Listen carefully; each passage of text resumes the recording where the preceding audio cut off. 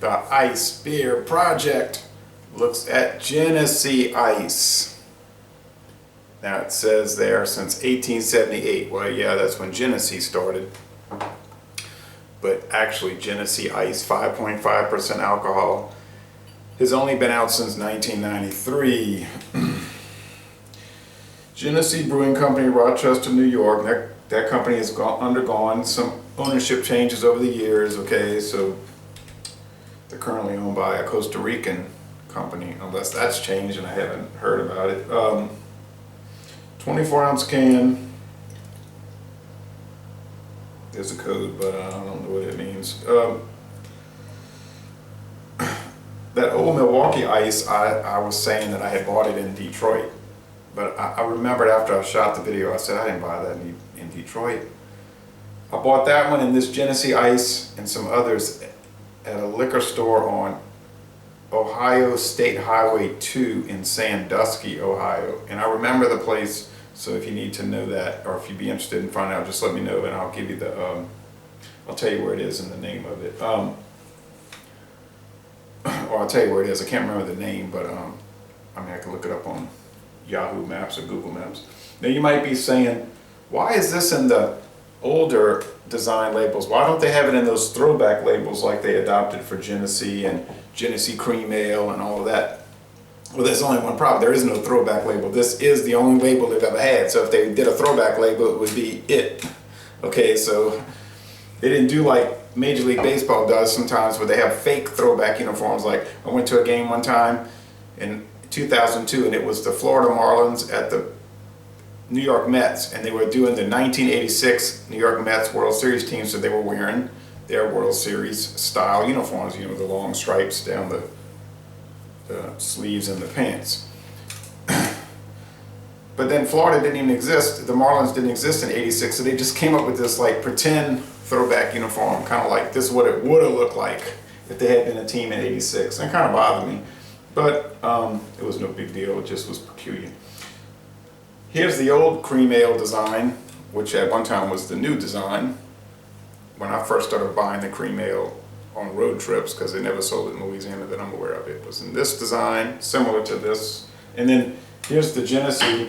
I think I bought this in 2010 or 11, right before they came out with that new old design.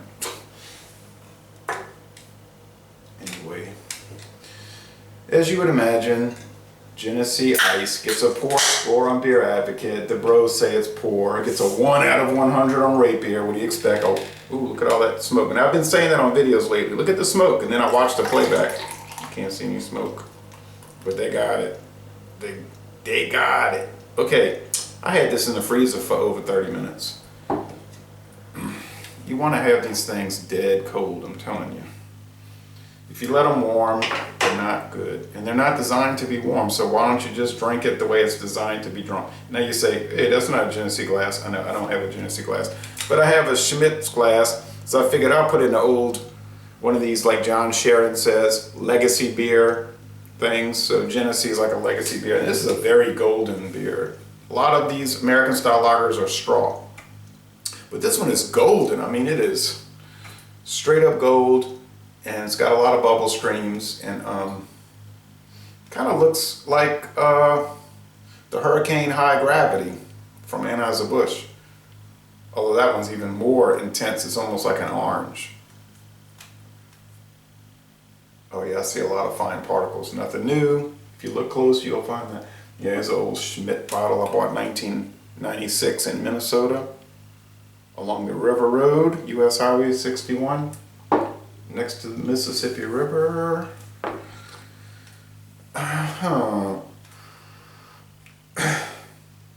It smells like an ice beer.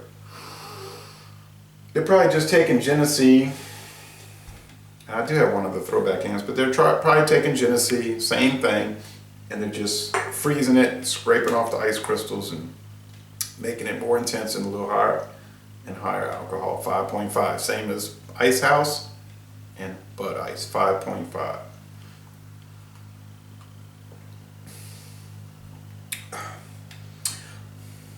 It's just like you would expect the taste to be.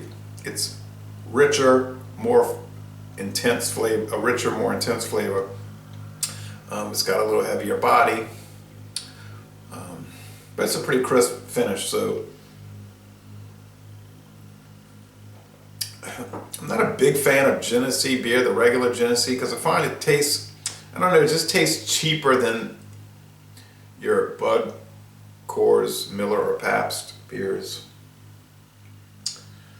But it might not be any cheaper. It's just the recipe maybe I don't like, because the Genesee Cream Ale I think is really great. I love the Genesee Cream Ale, and it is an award-winning beer. And I like the what's another one I've had from them? Maybe just the cream ale and the ice. Yeah, so if I was drinking Genesee, I'd like to try some of the other ones. I would pick the cream ale first, and then I would pick the ice second, and I think the regular Genesee would be a pretty, it would be in the third, be the third choice. And I've never, have I tried the light? Genny Light, yeah, that would be a fourth, for sure. That stuff's dull. Genny Light. Yeah, but this is pretty enjoyable, so I can't complain. I think it was 99 cents, or was it $1.09 on the tag? And then I brought it up to the counter with all these other tall cans, and the store owner says, "What are you doing? Are you doing a taste test?" I said, "Yeah, in a way I am, actually." So anyway, thank you for watching this video. Forget that. Thank you for watching this video production, and let me know what you think about Genesee Ice.